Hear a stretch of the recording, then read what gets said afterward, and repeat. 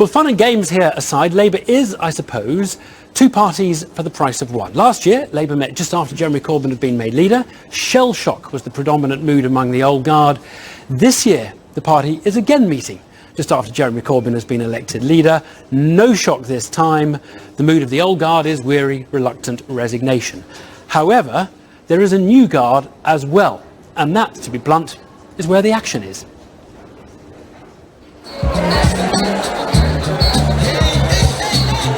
Here is where it's happening. A real buzz, a ferment of ideas and discussion on the political left. Just one thing, this is not the Labour Party. It's an event organised by Momentum nearby. Reflecting its ambition, it's called The World Transformed. What's wrong with politics at the moment is that it's all very much about are you left wing, are you right wing, what kind of faction you are, and that doesn't translate to people. That's not what people care about. They care about the ideas, they care about the discussions, and they care about the issues that affect them. And I think World Transformed very much has that at the heart of it. Not only is this not hard left, A, it's very soft and caring and compassionate, but B, that the idea that it's left rather than just sane and progressive, I think is highly misleading. Now, Momentum only has 18,000 members. That's far, far fewer than the Liberal Democrats. But just think about their impact on politics by organisation and a dedication that political centrists struggle to muster from their second homes. They have managed to change the opposition party beyond recognition, and they're now entrenching that change with a certain clarity of purpose that fuels the organisation's drive. But then this is the official Labour conference. It has its moments, but is perhaps a little flat. The stands in the exhibition area rather obviously well spaced out. It seems the businesses that often want to lobby and be seen at these events have largely stayed away, and many of the party malcontents are absent too. So, is there a clarity and unity of purpose here? I don't think we're kidding anyone if we think, all the wounds are going to be healed overnight, but definitely there's a really strong sense here that actually we now have been reminded of the job that we need to get on and do, and what people want to see more than anything is for us to put up a really strong opposition. And I think there's a real desire to do things that are going to actually make things happen and change in this country, and an opposition to what's going on. It would be quite wrong to portray this official conference as in any way lacklustre. They can fill this enormous hall when they need to. But the official conference has one disadvantage compared to the leftist enthusiasts at the other side of town. Over there, they're getting stuck into the issues, talking about the things that matter to them. Over here, given the different factions in the party and all the trouble they've been through, it's hard to get the conversation to move beyond who the leader is and what the rules of engagement are. This may or may not be the year that they manage to progress beyond that. On one measure of membership, Labour is Europe's biggest political party. This is not its biggest conference, and recovery from its traumas will not be instant. We've talked about policy, but we can't not talk about party unity, because if there's none of the latter, there probably won't be an opportunity to implement the former. Our political editor, Nick Watts, gave up his weekend to be here, keeping tabs.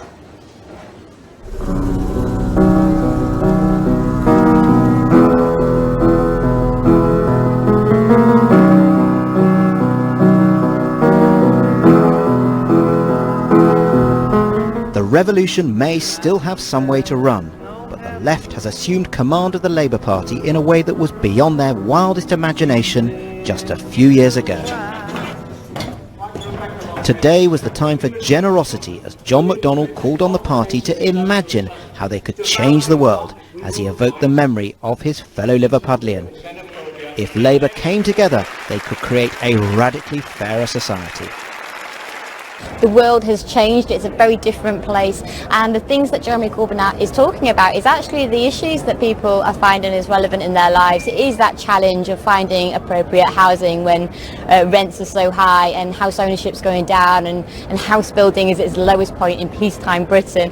We need to address the issues that are facing people's lives. There's a distinct change in the atmosphere as both sides in the battle for Labour's soul peer out of their trenches. Jeremy Corbyn is embarking on something of an outreach programme, and his critics admit that he's here to stay. But there is still deep mutual suspicion, and most of the plotters are saying that they would need reassurance before they return to the fore. I hope that he can put together a shadow cabinet of all the talents, but that does require Jeremy and his newly re-endorsed mandate to reach out to the Parliamentary Labour Party and say, I do want to work together.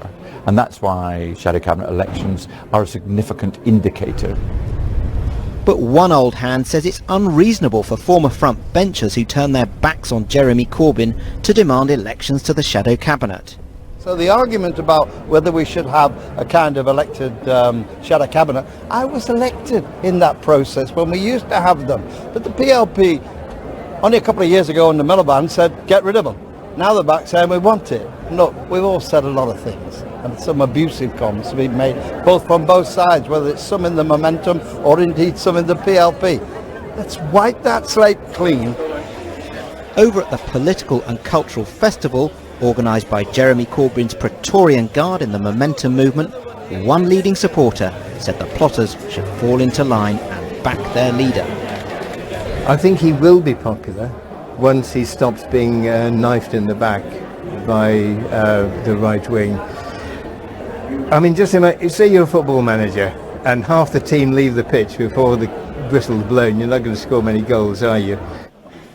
But the former front benchers are not giving up, and apart from a few outriders, are working as a group as they say they need clarity on the contentious issue of deselection of MPs. I think I could see the whole group going back, but it would only be worthwhile if there were signs from the leadership that they genuinely wanted it to be a shadow government of all the talent, and also making it clear that deselection is not where time should be spent. It should be spent on fighting the Tories. But Ken Loach says that MPs should learn to come to terms with democracy. They're only on the ballot paper because they're Labour, chosen by the Labour Party constituency. Yes, the Labour candidate got their majority if they got a majority, not them as individuals. And have you got job security for 5 years? No. Being an MP is not a job for life.